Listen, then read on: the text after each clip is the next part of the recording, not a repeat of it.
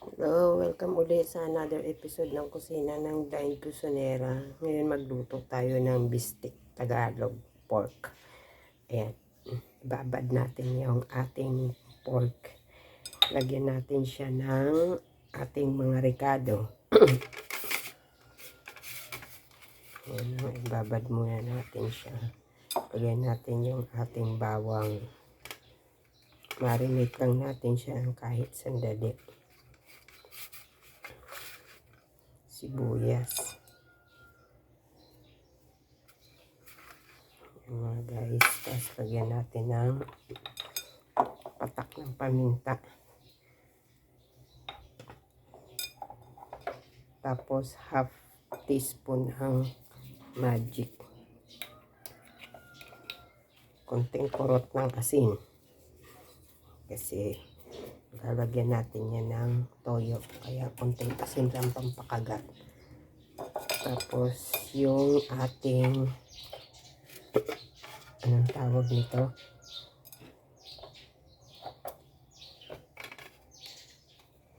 Yung ating calamansi juice.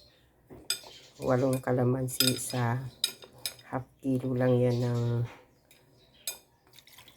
pork. Yung butterfly cut. Yan. Sinala ko lang para maalis yung mga buto. Ayan mga biyo.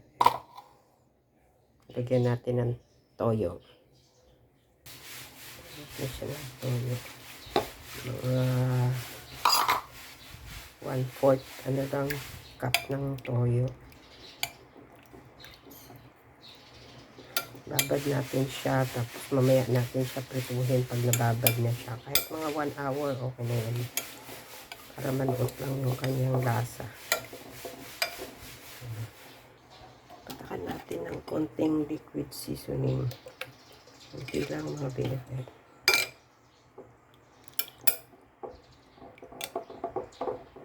Yan. Tapos babad natin siya ng mga 1 hour. Ayan mga BFF. Prinito na yan natin ang ating minarinate na pang pork steak. Yan. Hintayin na lang natin siya na maprito. Tapos saka natin ilagay yung pinagbabaran.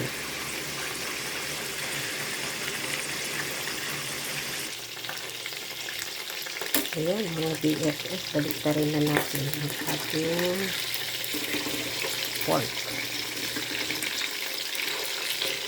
Ayan, ito na yung ganyang kulay. Balikan natin siya. Ayan na. Luto na ang ating. Naprito na siya mga binigay. Patayin na natin. Bawasan lang natin siya ng mantika. Tapos bawasan lang natin siya ng mantika. Tapos mga BFF. Yan na rin simpan ang paglutuan natin. Yan na mga BFF. Lagay na natin yung pinagbabaran niya. Para yan, pampalambot din yan.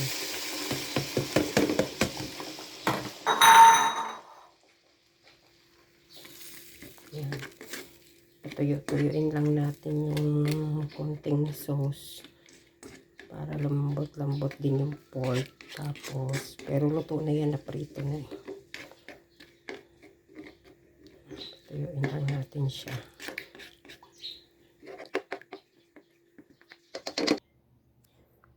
Ayan na mga BFF, nasalin ko na yung ating pork stick Tagalog. Ayan guys. Thank you mga BFF. Thank you for watching sa aking YouTube channel, Blind Kusinera.